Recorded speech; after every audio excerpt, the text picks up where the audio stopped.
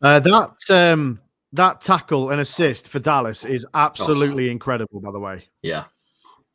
Absolutely incredible. What a player Wayne Rooney was. I'm sure he wouldn't appreciate Mike there in his Liverpool shirt with a Wayne Rooney mask on. I can't say his name. Wayne. I thought you were joining us on the show then. I know, yeah. Special guest galore today. Great player. I mean, absolute Manchester United legend. Man United's top goal scorer. Just as they've just had a bit of break in here, Chelsea are winning 1-0. Mason Mount has scored, heaping more pressure on an already desperately struggling Sheffield United. We'll go around the screen here and just get everyone's quick thoughts on Wayne Rooney before we do the predictions for the games in 25 weeks' time. John, let's start with you, mate. Yeah, Mr. Wayne Rooney. I've got to be honest, I've never been a massive Rooney fan, even for England. To be honest with you, I'm not even a big England fan either, if I'm honest, anymore. But Wayne Rooney, you can't take away, like when you look at the stats and you look back at what he's achieved, you can't take that away.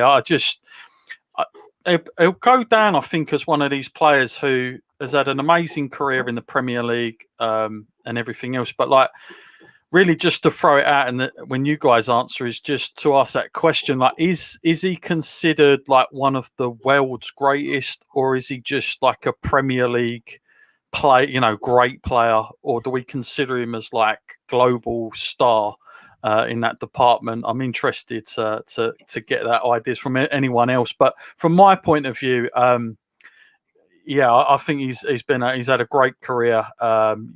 The stats back it up. You can't like deny that. I'm pretty sure. So, but he was around. I suppose a lot of it is linked with England, I think, and the disappointments that we had. And what was that year where everyone on telly was praying and going to see somebody who could maybe bring him in with his injuries and all the rest of it. So he was there. I think he's one of these guys as well that, like, unfortunately for him, was kind of marketed in a way where he was shoved down your throat quite a bit as well. So maybe that's why I'm a little bit distant of him. But great player, no doubt about it. And amazing career.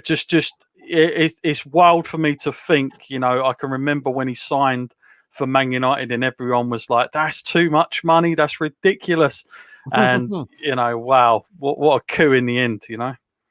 Yeah, I mean, with England, I mean, that's the press. The press hype everybody up, any youngster coming through, and as soon as it doesn't go right, they're straight on them looking for any sort of negatives they can find about them. And I do think that was the problem with Wayne Rooney and England. He's playing for Man United, he scored a hat-trick on his debut, all of this, and then, all of a sudden, he's England's, great hope.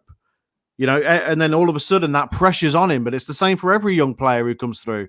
He's the great hope, and then if he doesn't score in a game, he's the one getting the crap. He's the one getting the grief.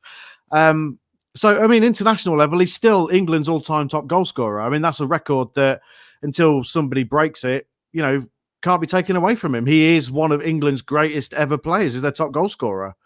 But the press pressure for me is what stopped him from being an England great in the eyes of people who aren't Man United fans or Everton fans or whoever else he's played for. But for me, no doubt about it, he is an England great. He is a Man United great and will always be a Manchester United legend, and no amount of press negativity should ever take that away from him.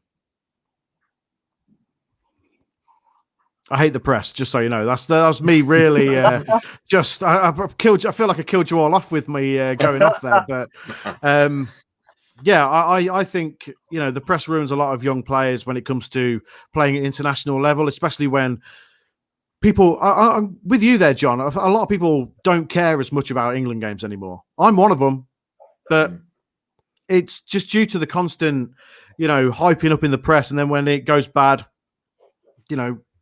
the press slam them, but that's always how it's going to be. And I think that's why a lot of people do switch off from, internationals now and are more club over country, like myself. Hey, Sonny, leading on from that about the press, when I was working once, Wayne Rooney's kid papped me. Did he? So literally, I'm in work looking after Colleen Rooney and the family, and one of the kids comes up to me. I think it was Kai Rooney, and he says, "I just took this photograph of you while you've been looking after us." He had like one of them little Polaroid cameras, and he took a photo of me, and he's like, "Here you go, mate." I'm like, "Cheers, mate." No one's ever took a photo of me in work before. I was like, "What's this? Why's he taking me a photo of myself?" I looked very smart, had my suit on. But yeah, You still got I was it? just thinking the effect. Yeah, I've got the suit or the photo. Yeah, I've got it somewhere. The photo, yes. No, but it just shows the effect the media has on the kids as well, because obviously if they're paparazzi and the waiters or whatever in their restaurant, then they're in. But back in 2003 as well, Wayne Rooney and Colleen Rooney was, the press were following them everywhere. I remember being out in the Albert Dock one night, and I think it was like What's Cooking. So this is like literally right at the very start of his career. And he's having a meal in What's Cooking. We walked past and he was sitting right in the window. And I said, "Oh, there's Wayne Rooney, Colleen Rooney." And as we were there was press everywhere just trying to pap him having his meal, getting photos. Did you pap him and give him the photo? No, I didn't get involved. I do enough papping about the place as it is for the wrestling, don't I? So, but it was just strange to think, as you say, though, that the press made such a big deal out of his wife being a wag and all that sort of thing. And did it tailgate his career a bit? I don't know, but definitely, I know. I think it did. I know for sure he had a great career. That goal I always remember is the one against Arsenal that he scored on his debut for Everton. That was unbelievable. Huge. And for somebody, he was trained to play football. That was his life. He didn't get any GCSEs or whatever. But he went on and he wants to play football. He made his life of it, and he's done he did a great job. He was the youngest player to play for England in 2003. He was the youngest goal scorer back then. His move to United is still in the top 10. Me and Stu were looking at the transfers the other day. It's still in the top 10 transfers, isn't it? At 25.6 million. That's a huge amount of money for back then. And I knew what was coming before that transfer ever happened, because I remember we had an awful season 03-04 under Moyes' first full season at the club. And obviously when you go to the game, you watch it totally differently, don't you? When you see the players. So I love being at the match. Anyway, let's cut this short. I'll make this short as possible. You could tell a mile off in that team. He was head and shoulders above the rest. Like, it was ridiculous. He was running that game. I think we played Bolton, and the other players, he just couldn't get it. Was all in for the whole game. I think it was like a 0-0 draw in the end. But I knew straight away when he came through at youth level, Moyes was touting him, and he kind of like, is he going to be that good? But it was his build, his age, and all that.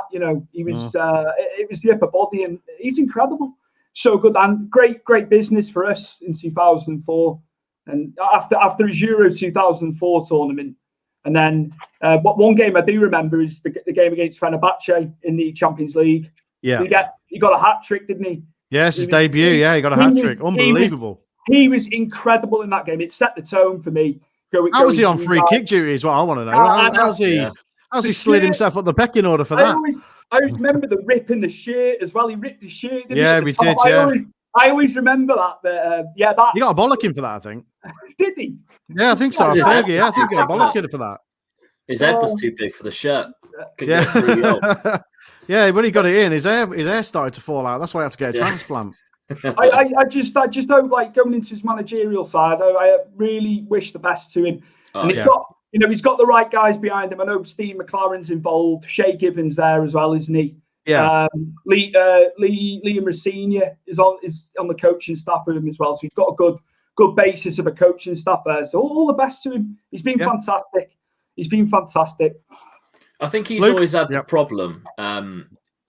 We've never really known his best position. And I think that's something that's always gone against him. He started off as a striker, and then it was like, he's too slow to play up front. And he started playing in the number 10 role, and he was doing really well there. And then all of a sudden, he plays really well in centre midfield, and they drop him back centre midfield. And it's like, oh, maybe this is his new position. And then he makes a blunder or something, and everyone's like, no, stick him back up top. He's a natural striker. And he's never had a nailed on position. He's too good in so many different positions, but he's not an expert at one. And I think that might be something that's gone against him as what people think of him. And I think as well, his antics off the pitch has not helped what people think of him. You know, the granny stuff and the sleeping with other people that's not his wife and stuff. And I think that's gone against him, unfortunately. In the eyes of the public, it's gone against him. It's made people dislike him in ways which is not based on his football. And I think it was a case for me as a Manchester United fan when he come towards the end of his Manchester United career. It was like, is it time for him to go? And I remember saying to my friend at the time, it's going to be one of those moments where United fans are going to be happy to see him go, but then 5 years or five months later, it's going to be like, I wish we had Wayne Rooney back, because the grass is not always greener. And you kind of, I know I wish we didn't let him go as soon as what we did. He just brought something a little bit different. He was a natural born leader on the pitch for us when we needed a natural born leader. And when we lost him after and we let him leave United, we missed him. And I don't think we've really replaced him until Fernandes, really. Yeah, I agree. I mean, by all accounts, speaking of him not knowing his position, apparently he's a really good goalkeeper. Yeah, really? Yeah, apparently he's class in goal. Love him instead of Pickford. And Olsen, for that matter, after last night. He'll be a better centre-back than Phil Jones. Oh. I can guarantee. Bloody hell. Yeah.